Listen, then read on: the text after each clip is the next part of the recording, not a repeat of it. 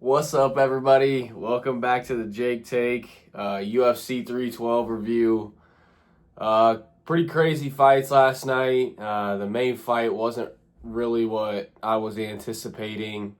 The betting lines on my original video did not end up hitting. However, we did have a decent idea of some up and coming fighters and some fighters that are already paving their way in history. So let's jump right into the full card. I'm going early prelims, and main card. I'm reviewing all the fights. Don't forget, if you haven't already, like and subscribe and comment. I'm also on Twitter now as the Jake Take. Check it out. I'll post my link on Twitter to the video, and then let's get right into it. All right, so the first fight, Quillian saw killed. He had a crazy knockout right away. I've seen videos of this Jubilee guy saying how he has skills that are equal to Khabib, I guess is what his quote was. So definitely got proven wrong last night. One thing I wanted to say about this fight, and let me know your thoughts. I don't think that this was an early stoppage. He was crawling for the feet after he got knocked down, but with a punch like that to the side of the head, I really think he was down, and I think that was good on the ref to step in. Not only because I had money on Quillian, but I think that overall, when you get hit like that and drop like that, almost all refs in the UFC are going to step in when they see something like that. So another an Aussie who got a win in his backyard last night. It's always fun to watch Aussies fight in Australia. They always fight a little bit better, in my opinion. And that brings us to the next fight. Jonathan Mikulev versus Kevin Jorsett. Guys, I think that Mikulev showed really, really good striking. Jorsett does not seem to be a bad fighter. Seems extremely durable. Cardio is very good. I just think that the body kicks were tearing up Jorsett. They were tearing him up. He was welting up on the rib cage. And I think that overall that took a big impact in that fight. I will say he showed a lot of good counters and showed that he can still hang in there and fight with the best. So I'm excited to see both of these guys continue to fight in the UFC. You get to a decision like that, it's like that, that was one of the fights that you just sat back afterwards and said, damn, that was a good fight. So good on those two. Another Aussie getting a win in his backyard. Great fight. So far, we were 2 for 2 last night. So moving on to the fight of the night. Rong Zhu versus Cody Steele. I have mixed opinions about Cody Steele. After the fight, but yesterday I definitely took him to win that fight. I feel like he's the younger guy. Now it's not going to show me their ages or anything like that, but it was a 30-27 all around for Rong Zhu, who showed a lot of technical striking skill. And he had Cody Steele wobbled quite a few times yesterday. Cody Steele, he just kept getting hit. He couldn't avoid the big punches. I feel like he is a slick striker, and while he's only 7-1, we still have yet to see the best of this version of him. It was a very violent fight. This is what we pay ESPN Plus for right here, is fights like this. This was a great fight. His head was severely damaged. Rong Zhu landed 126 total strikes. He landed 125 significant strikes and landed 108 of those to the head, 4 of those to the body, and he was 13 for 13 on leg kicks. I mean, he was really beating Cody Steele up. But both of these guys have really good futures, I think. Rong Zhu, being 26-6 and being the age that he is insane to me. I want to double check and see what his age. He's 24. So guys, Rong Zhu is 24 years old with 32 pro fights. You don't see that very often. He's 26-6, so he's definitely realized some losses in his career, but he's so early. This is going to be a good fighter to continue to watch in the lightweight division coming up.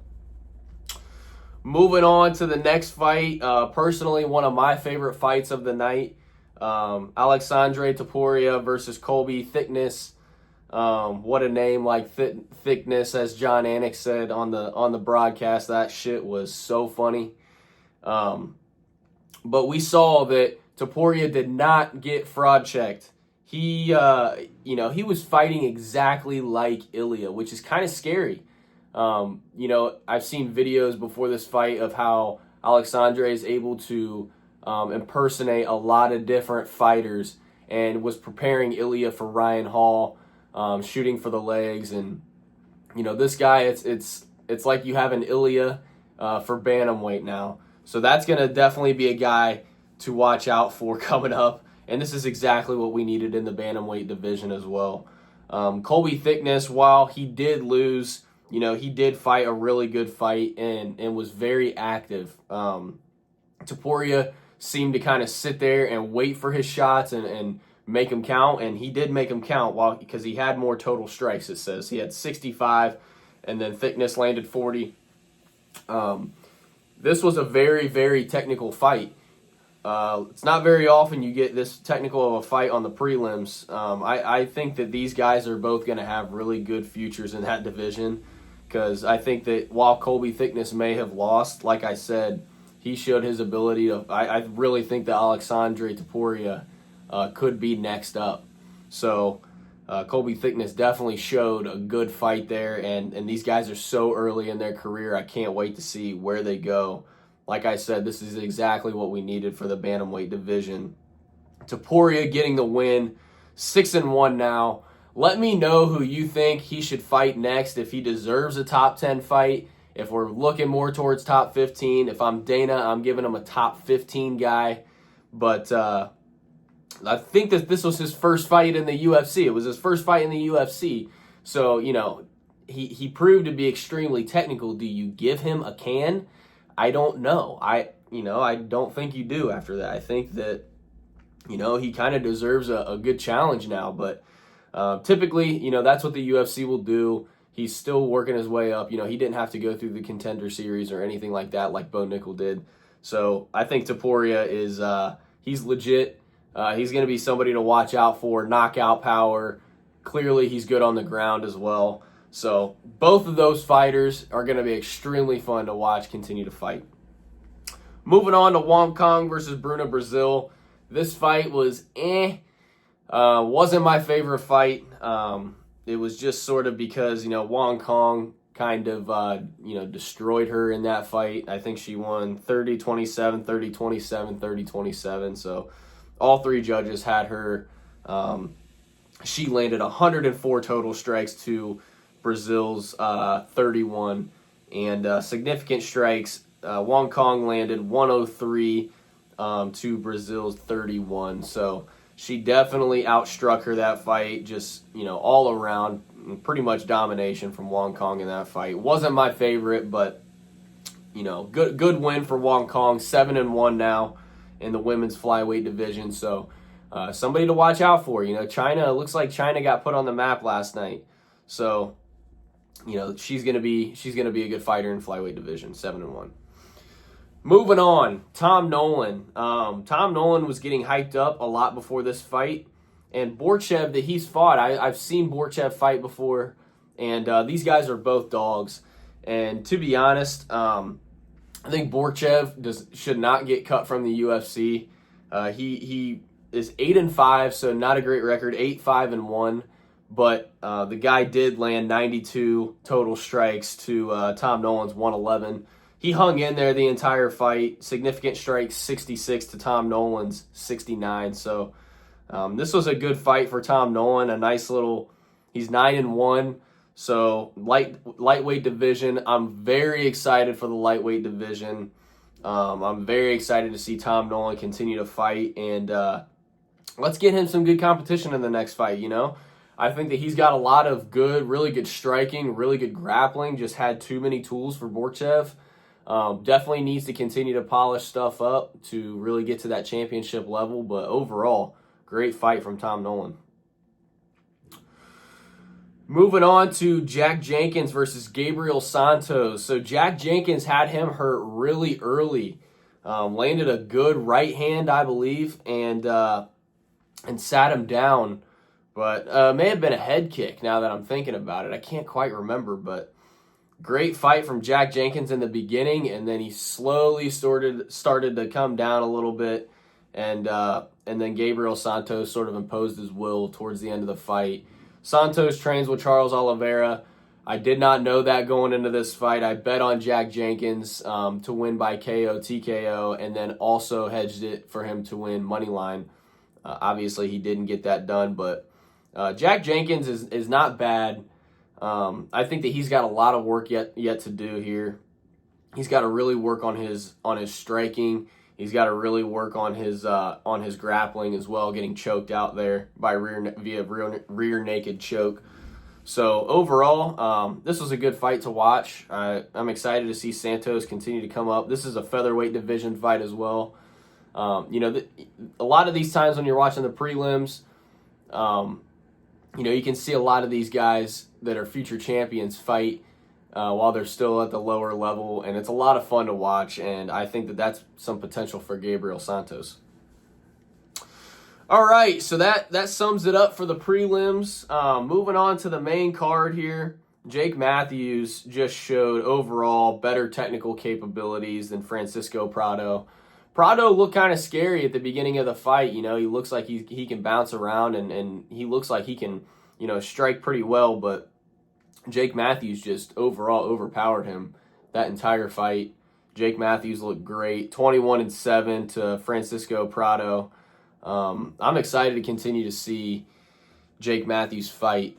I think that he's going to be a good fighter there in the welterweight division, but the welterweight division is kind of stacked right now. I don't know really where this puts him in the rankings, but I want to keep seeing Jake Matthews fight, another Australian win. So that was a good fight to watch. Prado landed a takedown while Jake Matthews didn't really shoot. I think he knew that he was going to be able to win that battle on the feet the entire fight, and just tried to keep it there as much as possible. Great fight. Good job, Jake Matthews. Moving on to this Jimmy Crute, Rodolfo Bellato fight. I was listening to the post show last night, and I think a lot of the people there thought that Jimmy Crute may have won that fight. I could see how you could give it to him because he really did. The first round he was fighting really well. I think it was potentially a 10-8 round for Jimmy Crute. But I could see how you could also end this fight in a draw.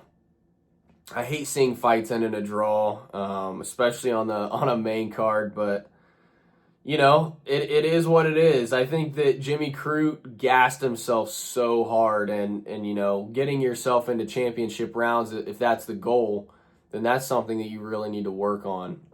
They described his layoff as an unhealthy obsession with MMA. I think he needs to be more obsessed with the cardio aspect as well, because his MMA skills are there, cardio skills are not. So this is a light heavyweight division fight too. You're not even at heavyweight. In my opinion, you got to continue to push the pace there and work on your cardio so you can really, really dominate, because Jimmy Crute showed a lot of good skill in the first round. If it was a first round fight, it was a monstrous first round fight. But it's obviously 3 rounds. So you need to be able to continue to push it out, get your cardio up. But, Jimmy Crute, I think that, we've seen him lose in the UFC. I think that last night he proved that he's well deserved to stay at the UFC, stay in the light heavyweight division, but need to work on your cardio. Draw, not great. Wasn't happy with it, but overall, it was a fun fight to watch because Rodolfo Bellato, you got to give him credit. He was getting wobbled and he stayed in the fight. And, he noticed that Jimmy Crute was starting to slow down. And, credit to both fighters. While, like I said, it's a draw. We're not happy with it. It was a good fight. Talison Terciera versus Justin Tafa. Wow. Cheers. What a crazy fight that was. It was quick, obviously. That elbow to the nose, that's something you don't forget. He split his nose, and I think that maybe some people thought it was an early stoppage. I do not. I do not think it was an early stoppage. I think he kind of stood up, and the camera was panning to him, just sort of standing there looking at him. But you don't drop like that after getting hit with an elbow. That elbow was insane. The angle that they showed on the camera was crazy. I'm extremely excited to continue to see Talison Terciera in the heavyweight division. This is exactly what the heavyweight division needed, was another good prospect. I don't think I touched on in the last video. I was talking about the light heavyweight division, but right now in the heavyweight division, you don't have too many guys either. It's not a super deep division. So to see a guy like Talison Terciera win in the way he did, being 6'7", I'm extremely excited to see this guy continue to fight in the UFC. 8-0. I think that he's going to be an issue for a guy like Tom Aspinall eventually. I don't think that they're on quite the same level yet, but this Talison Terciera is somebody to definitely keep an eye on. He is a great fighter, finishing Justin Tafa in the first round, 35 seconds in. I'm very excited. Like I said, exactly what the heavyweight division needed right now, to sort of give Tom Aspinall a run for his money, because we obviously know that John Jones will be retiring soon. I mean, that's sort of like a no-brainer. I think that John Jones will potentially fight Aspinall, and then he'll call it quits. But like I said, let's continue to see this guy grow, and let's continue to see this guy work his way up in the rankings, because this is a very tall guy, very scary dude, and clearly has a lot of really good striking capabilities. So great win, Talison Terciera, and you won me my money, so good job. Moving on to the co-main event of the evening, the Zhang Weili versus Tatiana Suarez. There is just levels to this game. Tatiana just did not look good. Some would argue she won the first round, but I think Zhang Weili she's just had way more experience in those 5-round fights, way more experience against high-level competition, and she got it done. 49-46 and then 49-45 from a judge. So all the judges had Tatiana, I'm pretty sure, winning the first round then, but Tatiana was the favorite going into this fight, and I was mistaken. Zhang Weili potentially moving up to fight Valentina Shevchenko is a very anticipated matchup.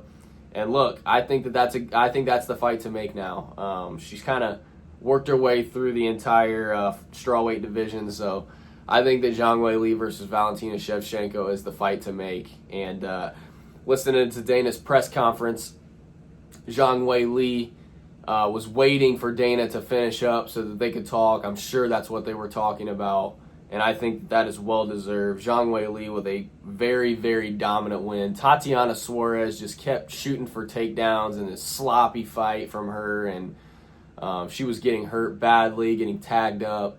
So Tatiana Suarez has got some work to do yet. I do think that Tatiana takes out a lot of the fighters in that division, but clearly not the champion. The champion imposed her will last night. Great fight from Zhang Weili. China has a couple of very good fighters on the roster last night, so they're going to continue to get better, and good job, Zhang Weili. Great fight. And finally, the main event. Just want to express how disappointed in Sean Strickland I am for this fight. I will say that the toughest dude, man. I mean, he's breaking his nose in the fight. He's putting it back in place. Dude's a monster. I think that DDP is just, he's got a lot of momentum right now. I think that taking Sean Strickland as the underdog would have been a good bet.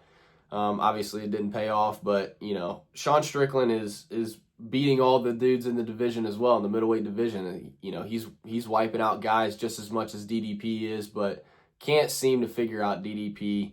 DDP landed 149 total strikes while Sean landed 128, and then DDP landed 147 significant strikes and Sean landed 128. I really think that DDP just figured out Sean Strickland. Sean Strickland didn't really bring a whole lot of mix of MMA. He kind of fights the same way every time, and that's not going to help you in a title fight against a guy like DDP. It seems like you really need to push the pace a little bit more, mix it up a little bit more. If you just continue to throw the teep kick with the jab, it's not hurting him, and DDP would just come over the top. And then, Sean started swinging like crazy towards the end, but that's the problem is Sean will, he's preparing for these 5-round fights, and it seems like he wants to really conserve it and win by points throughout the entire fight, and then he'll push the pace in the 5th round. But, that's not going to work on a guy like DDP anymore. So Sean Strickland's going to have to go back to the drawing board. Obviously, you give him a top 5 fight, I think. I think you give Sean Strickland a top 5 fight in the middleweight division. And then obviously the most anticipated matchup next is DDP versus Khamzat Chimaev. And, I don't want to take anything away from DDP. I think that Khamzat would be able to get it done against DDP. But overall, I think DDP does have the better cardio. If he can take it into the latter rounds with a guy like Khamzat Chimaev, he could get the victory there. A finish, potentially. Because Khamzat does not fight the same way that Sean Strickland does. Khamzat is pedal to the metal right off the bat. And DDP is going to have a lot to study there because, like I said, Khamzat is a different fighter from Sean Strickland and Izzy, the only 2 guys that DDP's fought while being a champion. And Izzy's kind of, we're saying he's on the downslope a little bit of his career. And then Sean Strickland obviously kind of came out and fought the same way. I think that he really didn't change anything from the first fight, and that's the problem. Because that's exactly what DDP was expecting him to do. I think that their team had a great game plan going in there, kind of knowing it was going to go all 5 rounds. I think that pretty much everybody knew that it was going to go all 5 rounds. It's a hard guy to finish in Sean Strickland, but DDP is just the man. So obviously you got to make DDP versus Khamzat next. You give Sean Strickland a top 5 guy because he still is right in there at the top of the division. So that was a great fight card, UFC 312. Drop your comments below. Like I said, subscribe, and I'm going to be posting this video on Twitter as well. Thank you all for watching, and have a great day. Have a great Sunday, and go Eagles.